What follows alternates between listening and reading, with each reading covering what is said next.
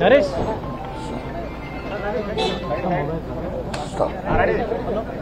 రెడీయా?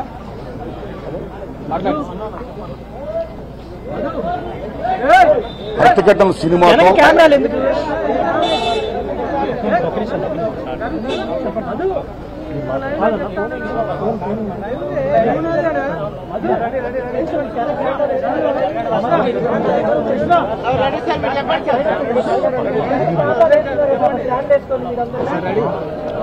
ప్రతిఘటన సినిమాతో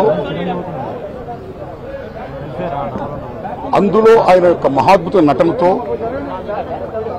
యావత్ ప్రపంచ తెలుగు జాతిని కూడా ఒక్కసారిగా ఉలిక్కిపడేది చేసి ఎంత మహానటుడినా అని మెప్పొందిన మహానటుడు కోట శ్రీనివాసరావు గారు. ఓ కామెడీయా, ఓ విలనియా, ఓ సెంటిమెంటా, ఓట కాదు నవరసాలను కూడా పండించి మెప్పించి ఒప్పించిన మహా క్యారెక్టర్ నటుడు కోట శ్రీనివాసరావు గారు. ఒక రాజనాల్ గారు ఎలా చూశాం, ఓ కైకాల సత్యనారాయణ గారు ఎలా చూశాం, ఓ రావు గోపాలరావు గారు ఎలా చూశాం, ఓ కోట శ్రీనివాసరావు గారు ఎలా చూసాం. మొన్నటి దాకా రీసెంట్గా ఆయన శకం ముగిసింది.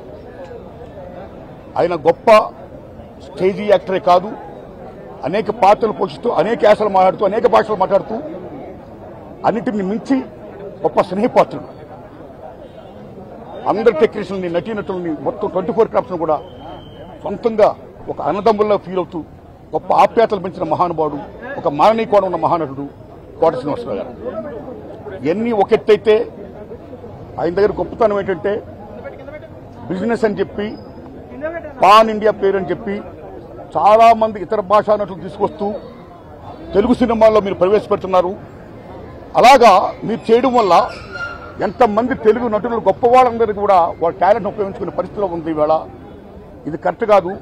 తెలుగు నటుల యొక్క, నటీనటుల యొక్క టాలెంట్ మీరు ఉపయోగించుకోవాలి అని ప్రశ్నించినటువంటి స్వరాష్ట్రాభిమాని, 2 రాష్ట్రాల అభిమాని, తెలుగు భాషాభిమాని కోట శ్రీనివాసరావు గారు. అన్నింటిని మించి వీటితో పాటు ఆయన రాజకీయంగా కూడా అమోఘంగా రాణించాడు. ఆయన విజయవాడ తూర్పు నియోజకవర్గంలో బీజేపీ ఎమ్మెల్యేగా గెలిచారు. ఆయన అక్కడ ఆయన ముద్ర వేశారు. ఆయన కమిట్మెంట్కి రాజకీయ పరంగాన, సామాజిక పరంగాన, కళారంగంగాన, ఏ రంగంగానే సరే ఆయన కమిట్మెంట్కి హ్యాట్సప్ చెప్తూ ఆయన లేని లోటు తెలుగు సినిమా పరిశ్రమకి పోర్చలేనిది.